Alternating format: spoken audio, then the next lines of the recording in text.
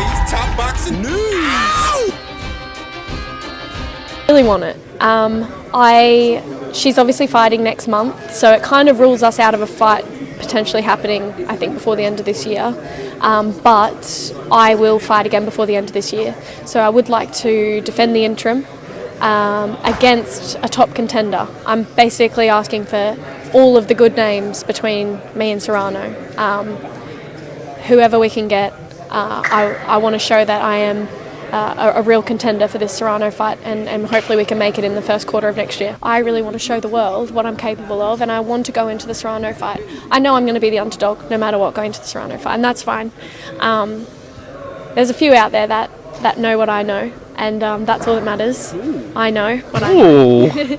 And I think a good fight to end this year will maybe put that belief into more people's minds as well, that I am capable of shaking things up in the featherweight division next year. I won't begrudge Sky Nicholson her ambition, even if I think it's ill-advised. I can't stress this enough, that she doesn't have enough experience, doesn't have enough power, hasn't had to dig deep yet, hasn't been in the trenches, and while targeting Serrano is ambitious, it's a recipe for disaster. Stylistically, it's a recipe for disaster for a pure boxer like Sky Nicholson, who's still transitioning from an amateur style to a pro style. I will say that Sky Nicholson showed more moxie, more gusto, and more spite in her last fight with Sabrina Perez than she's ever shown in the past, but that's Sabrina Perez, that's not Amanda Serrano. Sabrina is a shorter, slower, stumpier fighter than Amanda Serrano. In fact, she doesn't present any of the challenges that Amanda Serrano would present to Sky Nicholson. Oh, I think Sky needs more experience with southpaws, because that's what a fight with Amanda would be.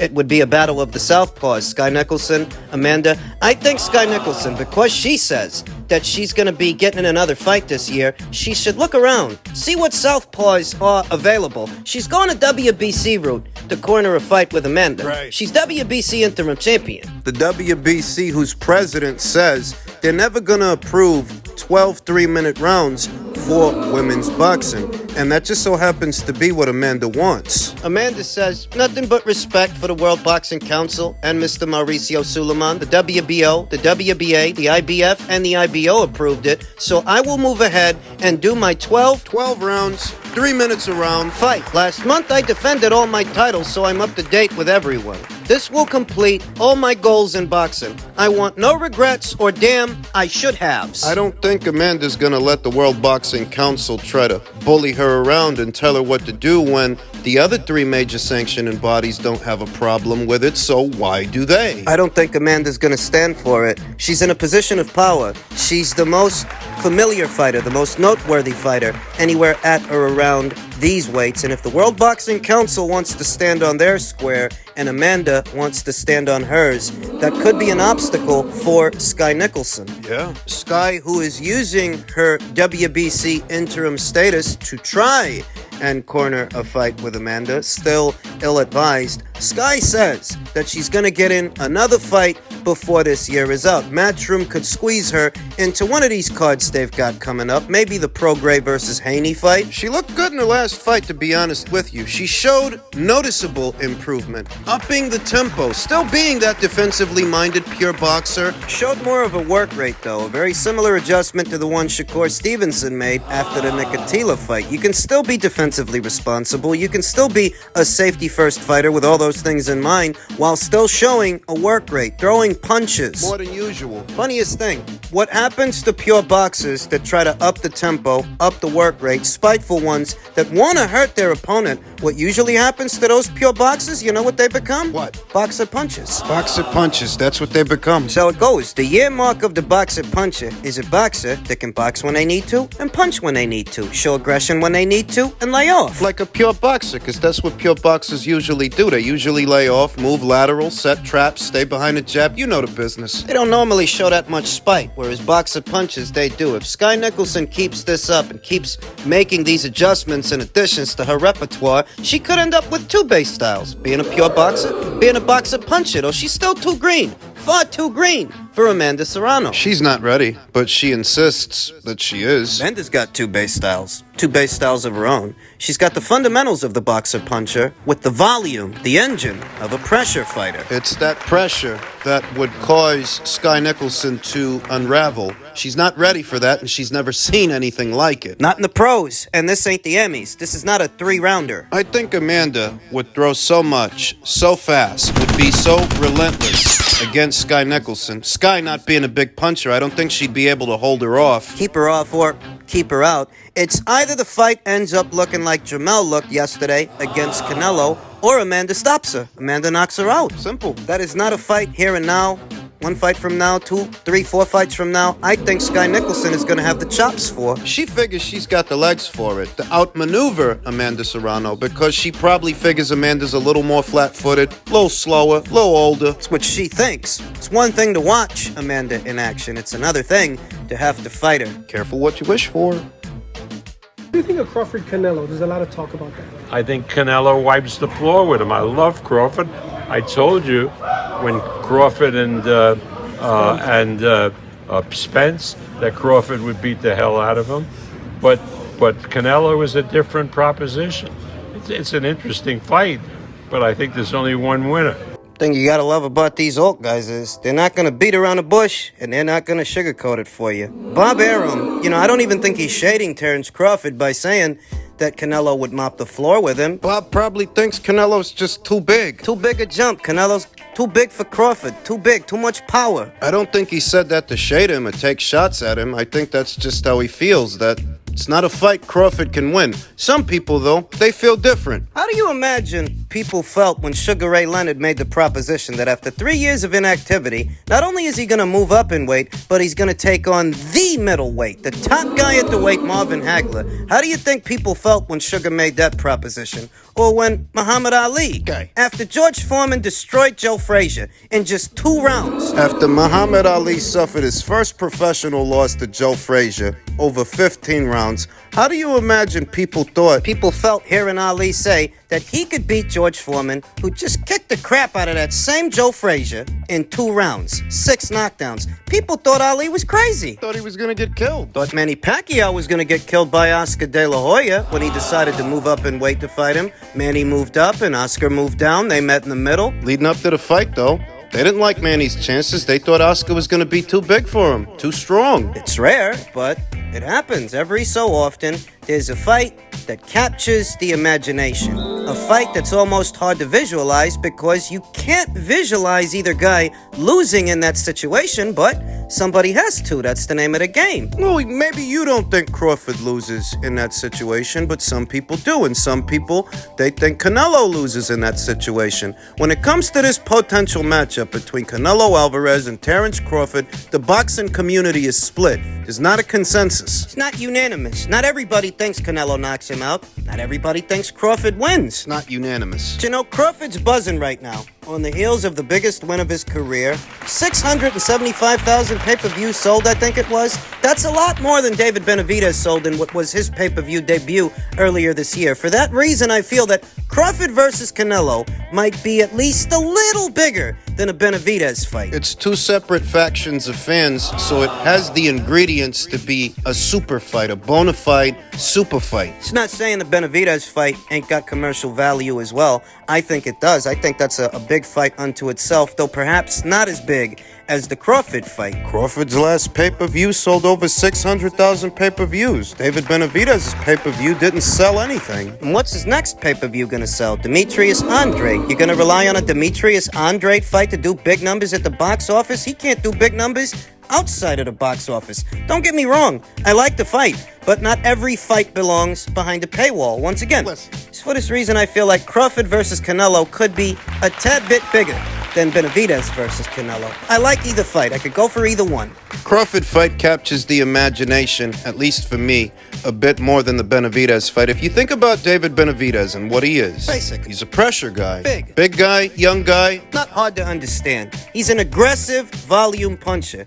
And historically, aggressive volume punches, that's style. It's tailor-made for Canelo Alvarez. He's gonna pick you off. Historically, pressure guys, that style, it plays right into Canelo Alvarez's hands, his finer qualities, all the things that he's good at. It's boxers that give Canelo Alvarez a problem. Go all the way back to the Floyd Mayweather fight 10 years ago or however long it's been, the more recent Dimitri Bivol fight that based on styles, Crawford's style. Boxers give Canelo problems more than aggressive guys, more than pressure guys. Not just any boxer, though. We're not talking about your run-of-the-mill pure boxers. Caleb Plant, Billy Joe Saunders, these are your run-of-the-mill pure boxers, and we're not talking about guys like that. I mean, Crawford's no ordinary fighter. I think that goes without saying. And I feel like Crawford's style, stylistically, he's got the right style for the job. It's whether or not he has the right size that is up for debate. David, on the other hand, Yeah, he's got size, but not much else. stylistically, his style is tailor-made for Canelo Alvarez. So all he's really got working for him is that he is bigger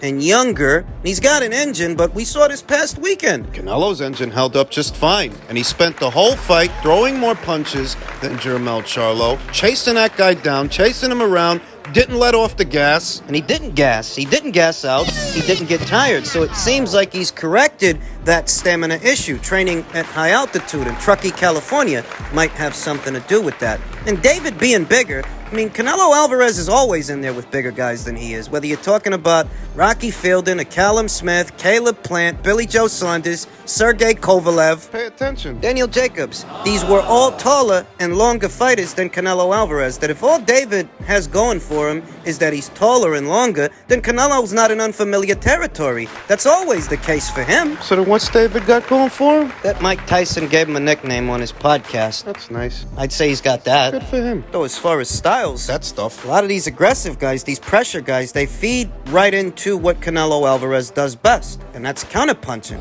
How much experience does David Benavidez actually have against another fighter with power? None. What power punchers has he fought? I'll tell you right here and right now that Canelo Alvarez has fought bigger punchers, much bigger punchers than David. I'd wager the Gennady Golovkin that Canelo Alvarez fought at middleweight is a bigger puncher than David is at super middleweight. The Sergey Kovalev that he fought. I think he's a bigger puncher than David. I do. You want to go standing in front of Canelo Alvarez, shoulders square, throwing arm punches, he's going to counter you. It's target practice. You say that David's a big, young, durable guy, volume puncher, and perhaps he can try to outlast Canelo, make it a battle of attrition. But what you have to factor into the equation is how much experience does David actually have fighting heavy-handed punches? Because with Canelo, Any heavy-handed punches. this is not Ronald Gavril. This is not Caleb Plant.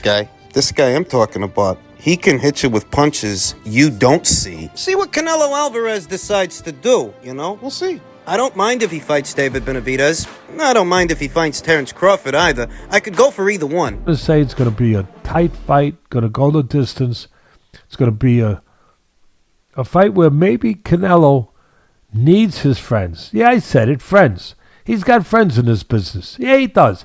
Anybody who's saying he don't, you're naive. Either that or you might be one of the friends. And you don't want to you don't want to say it because you're one of the friends. You're one of the guys on his side doing business with him, helping him with one of these organizations, you know, where Canelo is the favorite son, where Canelo is the golden goose, where Canelo is looked out for, where Canelo is protected.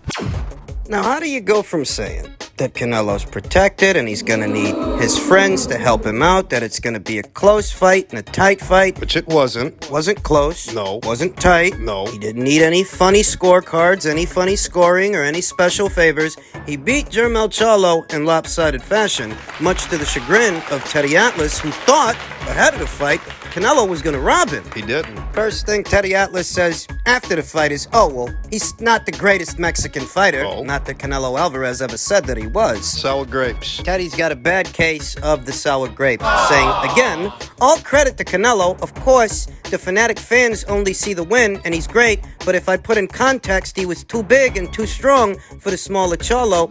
That's not what you were saying before the fight. See, how you treat this victory for Canelo all depends on what you were saying before the fight and after the fight. Now, if before the fight you felt that Charlo, he just ain't got it and he's gonna lose, by all means, you can look at the victory however you want. But if you were saying that Canelo was gonna need a gift, that Canelo was gonna need to rob him, you don't get to marginalize the victory afterwards and maintain any kind of credibility. All that shows is that you've got a bias against this guy. You have a bias against this fighter because even when he proves you're wrong, you still don't give him his just due. You thought he was gonna rob Jermell Charlo? You thought he was gonna have to? You drunk? Well, you're likening every Joe Blow journeyman in mixed martial arts to Sugar Ray Robinson and Sugar Ray Leonard just because they show some semblance of a jab. The actual pugilists, the actual boxers, the popular ones like Canelo, he's got nothing but rancor and biases against those fighters, against those guys. Teddy's got a bad case of sour grapes. In truth, a lot of people do right now. A lot of people that were backing Jermell, hoping he could perform this miracle, actually picking him to win before the fight, so that after the fight, when he loses, they don't want to give Canelo no credit. You can't do this and maintain any kind of credibility. Now you can say whatever you want, no matter how bad the contradiction is. Teddy's not the only one. Plenty of content creators out there and boxing fans shot themselves in the foot this weekend backing Jermell Charlo for the upset. These individuals, least of all, can criticize Canelo Alvarez and maintain any kind of credibility. How are you supposed to deal with these schmucks? This open hypocrisy, brazen hypocrisy. How do you deal with it? I'll tell you how you deal with it. How do you deal with it? You don't. You don't deal with it. You don't listen. It's very clear that no matter what these guys say before a fight, after a fight, You're gonna keep being hypocrites. so you don't listen. What these hotheads want more than anything is an audience to listen to them. But based on their track record and brazen hypocrisy, why would you? You're gonna get it wrong. You won't admit you got it wrong. If anybody points out that you got it wrong and that you're being a hypocrite, you're gonna make yourself out to be the victim. Some popular content creators here on YouTube, that's what they've resorted to. If you want to know what to do with these kinds of people, you want to know how to deal with them, the best way to deal with them is to not deal with them, not listen. Bad boxing takes, bad boxing picks. Listening to these guys, all it's gonna do is cost you money. Not Teddy. Teddy's not as bad as some of these guys, just when it comes to certain fighters, when it comes to certain subjects, though all the same. He has his moments. Don't expect any accountability from these mental midgets. They run off emotion like children. Waste of time. Moral of the story is, if you were picking Jermell Charlo to win the fight and he doesn't, you least of all get to criticize Canelo. That is, criticize Canelo and maintain any kind of credibility. You just lost it. Don't need to know what you think.